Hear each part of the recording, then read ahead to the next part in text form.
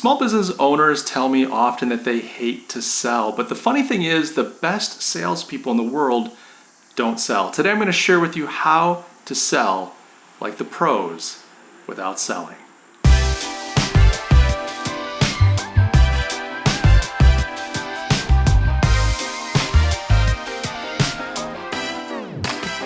Hey, what's going on, guys? Mike Gastin here. I am thrilled to have you along. Welcome.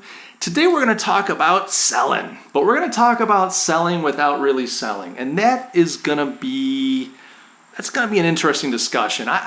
I'm surprised at how many people don't embrace this approach, but I promise you it's powerful. Before we get into that, I just want to take half a second and say, if you haven't already, please subscribe to this channel. We talk about entrepreneurship here. We talk about value and wealth creation, branding, a little bit of sales. We talk about life and abundance and fulfillment. I mean, doesn't that just get your heart beating? It gets mine beating. Look, this is a new channel. I've just started it recently, and that's the kind of things that I'm talking about and the kind of community that I'm wanting to grow. So if you resonate with those concepts, do me a favor, hit that subscribe button. All right, let's get into the discussion of selling without selling. So some of you are thinking, I know what you're going to say. You're going to say that we should do social media, or that I should get on Instagram and kind of develop a following and do more inbound marketing, and that way I don't have to sell. Or maybe you're going to tell me to do these email blasts and develop my email list and hit people with all my products and services. And if you were to think that, I'd say, okay, those are legitimate ideas, but that's absolutely not what I'm talking about. Because here's the thing, even if you do Instagram, even if you do email blasts or any kind of inbound marketing, even if you run Facebook ads, at some point, it's likely that you're going to have to sit across the table from a prospect and you're going to have to convince them that they should do business with you. There's going to be some moment where you're selling. So I'm not talking about the whole funnel. How do you get people into your funnel? How do you get those appointments? That's like a whole series. I mean, come on. But I am going to share with you a very powerful approach, paradigm, mindset to selling that's really going to transform both for you and for your prospects the whole experience. And it's going to make you proud to sell. You're going to love the process because you're going to say, oh my gosh, I had no idea it could be this amazing. So let's first talk about the problem that people run into, the wrong mindset and approach that they typically have when they're selling. So people, and this is why it's so bad, people approach selling with the mindset of, I've got to get out there and find work. So let's say I'm a developer. I'm a really good developer. I've got to go out there and find people that will hire me to do development work. And so what you end up doing is you get out into the marketplace, you're like a hammer, you're looking for nails, right? So you're running around going, do you got any nails? Do you got nails? I'm a hammer. Anybody need a hammer? Anybody need some nails nailed in? Because I'm a hammer. I'm the best. I'm American-made steel, ergonomic handle. I mean, you've never seen a hammer like me before. No, nobody needs a hammer. Hello? I hate selling, So this idea of trying to find someone that needs what you do and trying to find business, pulling business in, it sets you up in this kind of rigid, small-minded, stiff approach. And quite frankly, none of us like being sold to. You don't like being sold to. I don't like being sold to. And that's why we typically go, oh, I hate selling. We're already aware of how we feel about it. And so I don't want to be the very guy that I don't like. But on the other hand, I'm kind of hungry and my balance sheet says I should probably get out and try to find some business. So that's the wrong mindset. That's what creates the problem. That's what creates the anxiety and stress around selling. Now let's talk about the solution. There's a better way to do it. You can sell without selling. And the first step to doing that is you have to stop thinking about yourself as whatever it is that you're good at. So if you're watching this and you're a musician, if you're watching this as a videographer or a developer, a designer, a marketing consultant, or whatever you are, if you're watching this and you think of yourself as that thing, you've got to stop right now and say, okay, that's not primarily what I am.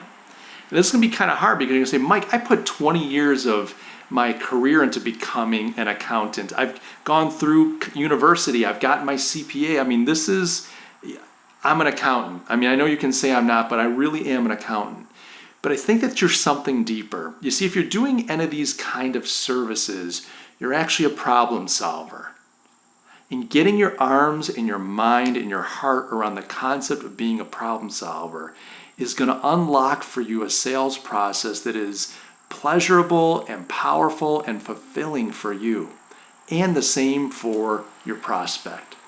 Let me give you an example. When you don't feel good and you go to the doctor, the doctor's not there begging you like, hey, you got any doctoring? I'm a medicine man. Anybody need some doctoring? Now, the fact is there's a supply and demand issue. There's not enough doctors. The healthcare system is overstrained, overburdened. I understand that's a dynamic, so doctors can kind of sit back. There's a scarcity. It's hard to become a doctor. But it's hard to become who you are too.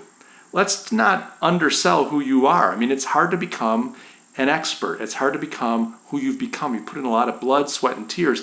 And so the fact is, when you go to the doctor is not even thinking about trying to convince you. They immediately start asking you questions. They say, Ms. Jones, tell me a little bit about why your stomach's hurting. How long has this been happening?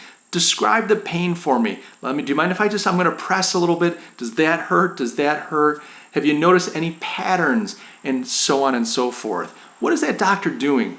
The doctor is a problem solver. He is diagnosing your situation.